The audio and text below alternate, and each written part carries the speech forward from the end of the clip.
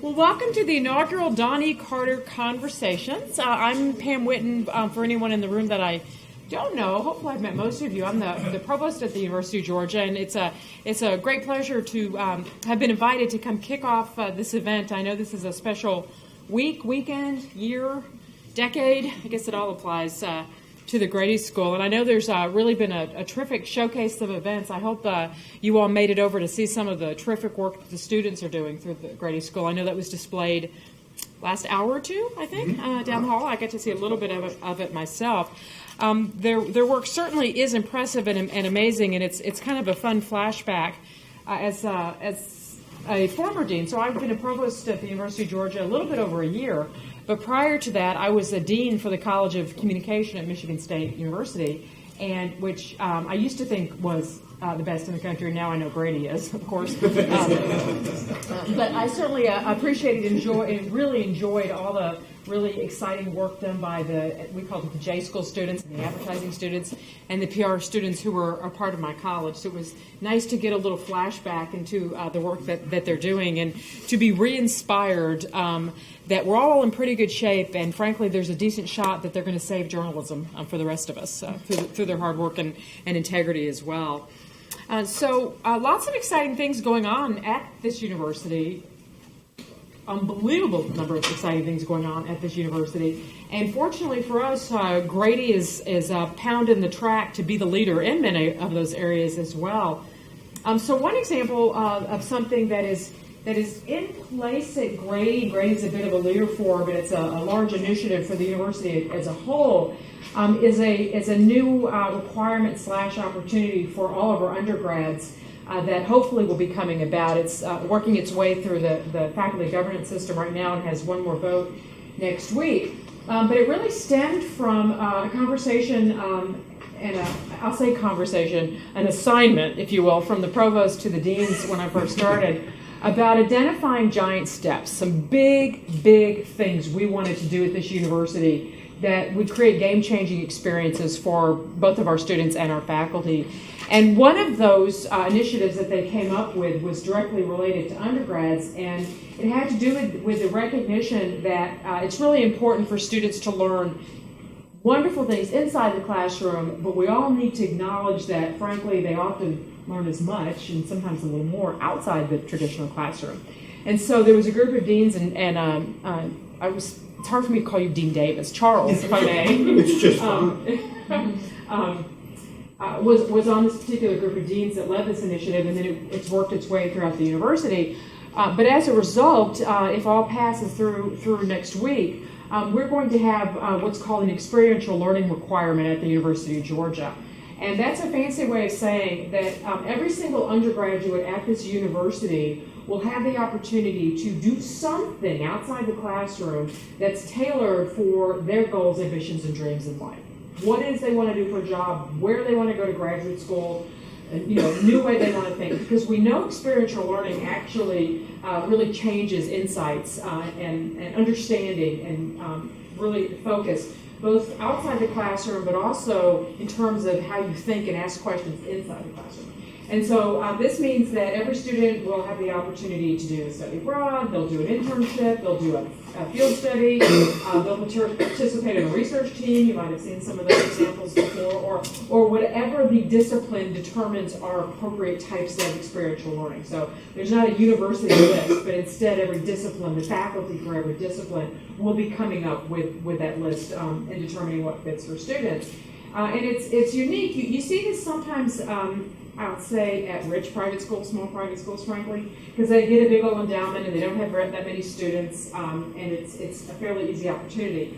This is, frankly, an extremely bold thing for a large public research university to do, because what we're saying, in essence, is that we think that we can take we have almost 27,000 undergraduates, and we think that every single one of them can have a conversation with faculty members and advisors and administrators and staff and talk about what they think and what they want to do and how they want to prepare themselves for the future.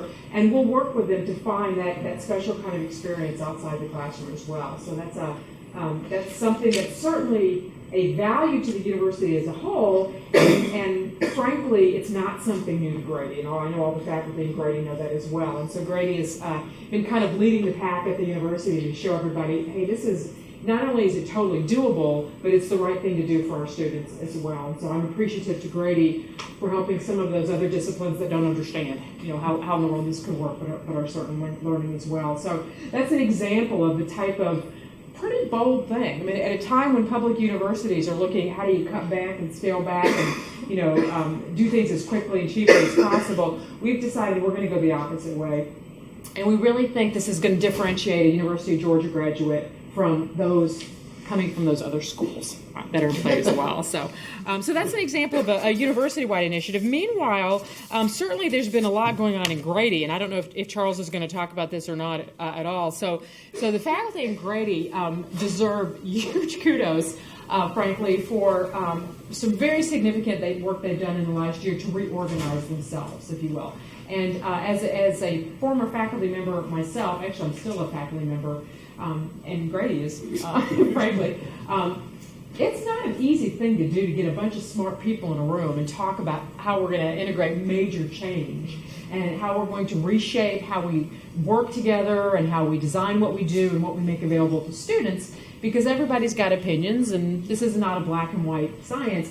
And yet the school, frankly, pulled it off in a year's time, designed it, voted on it, got it approved, and got it through a university administration and curriculum, which frankly is a small miracle if we're very honest about it. In university time, that's just amazing. And so the departments have been reorganized. So correct me if I misstate this. The Department of Journalism and Telecom was reconfigured to bring the study of journalism, print, broadcast, and digital under a single department, not surprisingly retaining the departmental name of journalism, which is nice to see because some schools have been moving away from that name. Well, you guys can talk about whether that's the right or wrong thing to do. We'll put that out there as an option, because I certainly do hope when you talk about the next 100 years of journalism, you integrate into that what that means in terms of education, journalism education and experience as well. The telecom department historically included both an entertainment and a broadcast news mission, but it's going to focus on entertainment and digital storytelling, and it takes the new name Entertainment and Media Studies. And so, if I understand correctly, faculty from the former telecom department who work with the broadcast news program are actually moving to the journalism department, although Charles isn't making you all move your offices too. It's a virtual move. It's a virtual move. So anyway, this was all a very, very thoughtful activity out of their strategic plan and process that they put into play. And certainly we supported those moves. So Grady now will have 4 majors: advertising, public relations, journalism, and entertainment and media studies out of the college, which is great. They are certainly poised for lots of amazing things. I don't know how much to say. I'm going to leave some for you, I guess. Or should I leave a little mystery in it? Oh, there'll be mystery anyway. Okay. Very good. Well, on that note, I'm going to stop because I think the more interesting part of the afternoon is certainly to hear the wisdom of where journalism is going in the next 100 years. I'm very impressed that you picked 100 years, and then I realized we have someone in the room that is almost 100 years old. If I'm not correct, sir? Are you 97? 98 in June. Almost 98 years old. So 100 years sounds like a pretty realistic timeline to be working from. So I certainly want to thank everyone on the panel and welcome you all to what I know will be a stimulating conversation. So welcome. Thank you. Thank you, Provost Whitten. Thanks, everybody, for joining us. Well, we're here. First meeting I ever had as Dean of Grady College. I think the first agenda item said something like, start thinking about centennial celebration. And I don't think I've had a meeting since when it wasn't on the agenda. So it's both a pleasure and a great relief to be at this moment in our history. We are just delighted that you're here, and we're going to have so much fun over the next 4 days and nights celebrating turning 100. I am especially pleased and honored to have Provost Whitten with us. Thanks again. So glad we were able to do a little touring of our academic showcase, which I named on the spot Grady Science Fair, because it felt and looked like a science fair.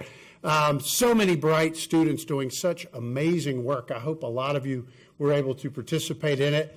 it leaves me feeling much better about the future of not only journalism, but about our society when I interact with these students. They're just amazing.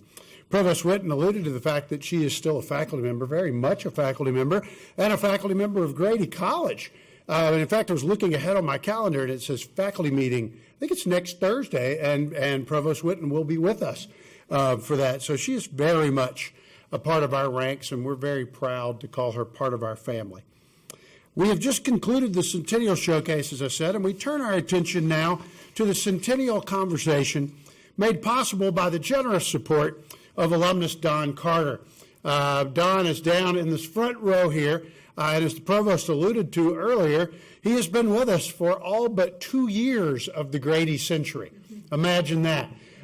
So Mr. Carter has much to show us and teach us about where we've been and where we are going.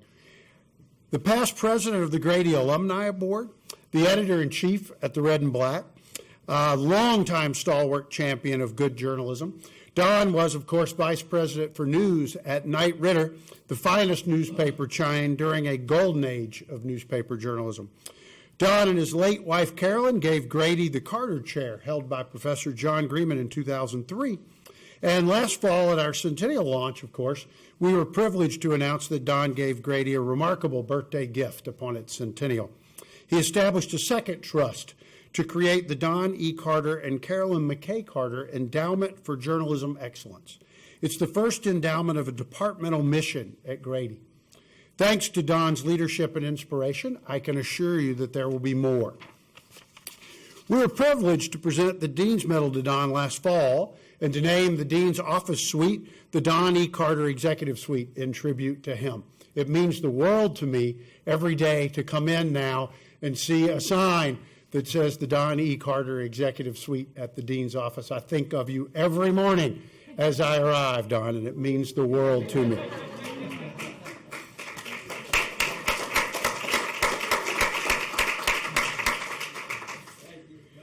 We're just honored to salute you today, Don, at this program, which heralds future Carter Symposia down the road and other programs that advance journalism excellence at Grady College in your name. John's given his career to journalism excellence, and he's given journalism excellence at Grady its future.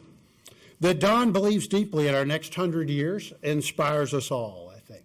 So thank you again, Don, for all that you do for Grady College and for journalism. Now let me introduce my good friend Chuck Reece, who will then in turn introduce our sterling conversationalist. I met Chuck Reece a year before I applied for the deanship of Grady College. At the Brick Store Tavern in Decatur, Georgia, if memory serves, where we joined one another for a lunch and perhaps an ale and caught up on the things of the world. We had mutual friends from way back. We discussed an idea that he was working on at the time, a long-form narrative home online called The Bitter Southerner. I thought it was quite possibly the greatest name in the history of names. Practically leapt out of my chair with enthusiasm at the idea. We cooked up a few ideas that day, and as I recall, as we left it, I was going to write some sports for you at that time. Life got in the way. And you went and did. Yeah, life sort of intervened, and I still haven't gotten the chance to do so, but I will eventually, I promise. I so want to write for the dang thing now, because now, of course, it's just about the hottest thing on the web. Chuck has, of course, launched The Bitter Southerner since that conversation, and now he and his partners hit tens of thousands of inboxes weekly with a single, dazzling, beautifully designed, beautifully written feature guaranteed to capture your attention and hold it. It's one of the most interesting public publishing models, I think, out there right now in online publishing. They've built a tremendous audience around the Bitter Southerner brand, building their audience not only through the site, but through merch, through events. They're becoming a force to be reckoned with online and off. Their new approach to digital media has garnered the praise of many in the digerati, and in the meantime, they have published some of the most meaningful writing on the South that I have read in generations. Before launching The Bitter Southerner, Chuck worked in communications from virtually every angle imaginable. As a journalist, as a political press secretary, as a corporate media relations and internal communications expert, and as a creative director in the agency world. There's not much Chuck has not done in the media world. But he started, as did so many of you, at the Red and Black, where he learned his craft, and at Grady, where he learned his craft. And so it gives me particular pleasure to introduce my friend, Chuck Reece. Thank you.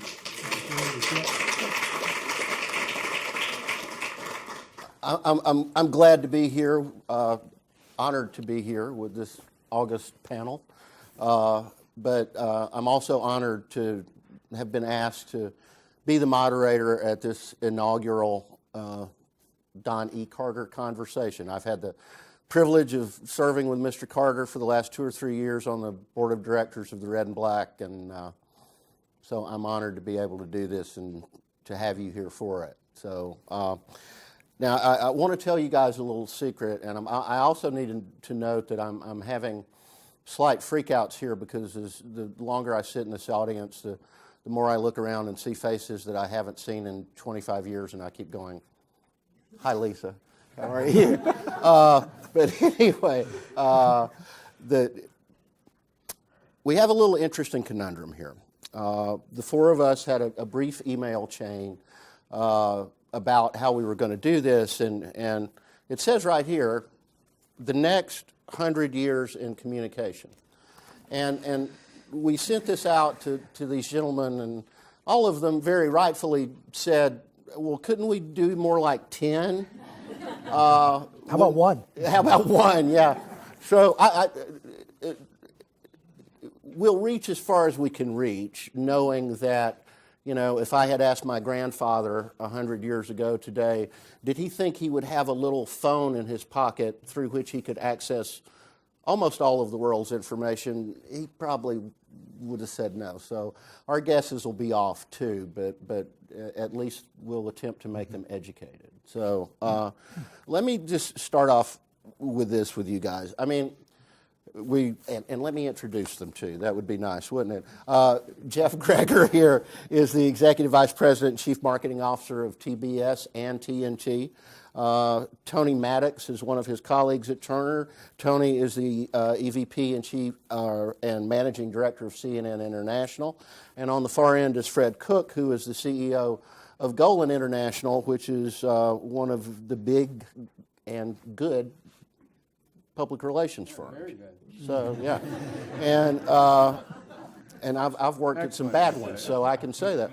But anyway, you know, for the entire history of the professions that all of us are in, whether we're talking about programming, journalism, public relations, marketing, all of this, the business model was fairly simple in context, in concept. You know, we published or produced some kind of what they now call content stories, and advertisers would pay for advertising space or time in whatever medium those stories were broadcast out through. But now we very clearly live in a media marketplace that's morphing so much that no one really seems able to figure it out completely.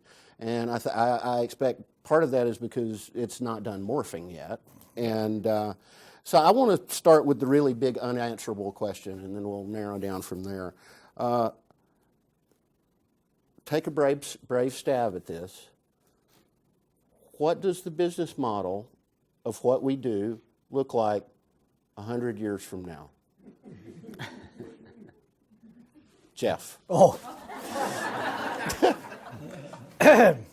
I'll be long gone. Okay. Yeah, I heard something a couple years ago that I thought was very intriguing because it's true. Technology is the greatest enabler of mankind. It's Pandora's box that was open. So as soon as the technology gave consumers the power to control what they want, when they want it, how they get it, everything changed. And it was just a matter of when the businesses were going to both realize and then obviously catch up. Because now we're at a stage where it's always been said that the consumer is always at the center of the universe. He's more, she's more at the center of the universe than ever. The notion of what they're driving us to from a business standpoint is creating headaches and conundrums and challenges and opportunities for innovation, for experimentation, for new entries, and you could go on and on and on. So the business model going forward 100 years from now, it'd be highly personalized, highly customized. It'll be voice activated. It might be mind activated. It'll be wearable activated. It'll sense what you want when you want it, and it'll just give it to you. And the notion of which companies are able to figure that out about being able to have their content accessible in that manner will probably have some success. But more importantly, then the question is, will there be also advertisers or those who want to be in front of those consumers? Will they be buying the content to be in front of those consumers, or will they morph into the ones providing the content? Because at the end of the day, the only reason why advertisers bought television is because they thought at that point in time that a consumer had a mindset to maybe buy that product, so they better have their message there. Now, if it's all personalized and customized, all that content could just be off the shelf and accessible whenever an advertiser wants to do. So do they need to go to a content provider to actually make their message known? So that really changes the dynamics of the business altogether. Completely. Tony, you want to take a stab at either amplifying on that or another perspective? Well, as I thought about this, I decided to split it down two ways, because really, what situation will the news business be in 100 years from now? So let's think about the news business in two parts. Let's think about the content that we class as news and the kind of news that people want and the kind of people news want to absorb. And then the delivery systems, which is how we monetize it via newspaper, advertising, cable distribution, or whatever it might want to be. And how would you see each of those progressing? Now, the first thing, as we all know, is that, I get lots of presentations from people telling me what's going to happen in the next year or two or three. Really, the bullshit alarm goes off very quickly in those presentations because, it's a charlatan's game, that. And the truth is no one really knows much about this stuff. But if we think about the news content, then we think about the news delivery system. What happened in the past 100 years? Because there's a good chance that a lot of what happened in the past 100 years might happen again. There's a temptation to feel with the technology of the delivery systems that when you live in a period of intense change, and unquestionably the past 10, 15, 20 years have been very, very rapid change, to assume that rate of increase will continue. Actually, history doesn't tend to show that. History tends to show that these technology breakthroughs go in bursts. If you showed Henry Ford how you make a car now, of course, so many things would be changed, but so many things are fundamentally very similar. Much of the technology in doing it, but the processes are the same. He would recognize a car plant. Similarly with journalism, I went back, and I actually went back more than 100 years. I went back to the 1900, which is the first reportable war, the Boer War, in which, interestingly, one of the primary reporters was Winston Churchill. And if you read some of Winston Churchill's wartime dispatches, apart from the linguistic style, which is very charming, actually they're very good war reports. They're thunderously exciting, and they're very gripping, and you really are right in the middle of the action. It's not some sober statement of facts. It's very gripping reportage, which, allowing for new technology, would be the kind of thing we'd all turn around today and say, well, that was a great piece, that was terrific. So stylistically, nothing really much changed. And then if you breeze through the 20th century, by the time you get to the First World War, not a lot had changed, except you could file much faster. Churchill's reports on the Boer War were being printed 3 months after things had happened. If something happened in France, the technology existed in the First World War to get that in the newspaper within a day or two if you wanted to. You had your first film, so people saw film, but again, very late and very patchy. A lot happened between the First World War and the Second World War. By the time of the Second World War, we were much more used to pretty contemporaneous newspaper reporting. There was a lot of film taken of the Second World War. And of course, the crucial thing, particularly for Churchill, ironically, was radio. And he was the master of radio. And that was the radio war for everyone. Spin it on another 20 years, and you go to Vietnam. But what you've seen from the Second World War in Vietnam is that the reportage is still the same. It's still that first person, authentic, this is what I've seen, this is how I feel about it, this is how I'm reacting to it. And then it was in TV terms, and of course, because it was in TV every time, and TV at that point was so much more widespread, technology had a lot more impact. And that, of course, led to the feelings that people had about the Vietnam War. 20 years on from that, you get to the first Gulf War, which is CNN, which is your first war in real time. Now, again, the thing that CNN had at that time was it was presenting news that was largely unbaked. At that point, news had become quite polished. So people were used to nightly news presentations. CNN's distinctive point in the marketplace at that time was that it was not polished. You were actually seeing news being formed. We found out this, we're going to get there on that, we're going to get this film in 20 minutes, we're going to call this guy a bit further on. So suddenly you're drawn right into the news gathering process. But again, it's about authenticity, and that's what people were prepared to pay the premium for. Bring us up to present day, and I think we've seen actually probably the first significant change in the past century, which is that social media is actually one of the delivery systems, if you like, is actually now a very, very coherent tool of war. If you look at ISIS, they use social media and the power of social media to achieve their strategic aims, and they can achieve more through skillful use of social media than they can through, attacking a town. If ISIS takes over a town in Iraq this afternoon, most of us aren't probably going to, actually this is a rarefied crowd, you probably will be interested, but most of the general population are not going to get too caught up in it. If they do some appalling atrocity and film it and publish it and spread it around the world, everyone's going to be vividly aware of it. So you see them using the tool. But again, the reason why people watch that is it's first person authentic. So for me, whatever happens going out, and I think my colleague here is right about delivery systems, you're going to have the ability to have your news updated on your person in real time with the access to whatever you want. I think that's definitely one thing that's going to happen.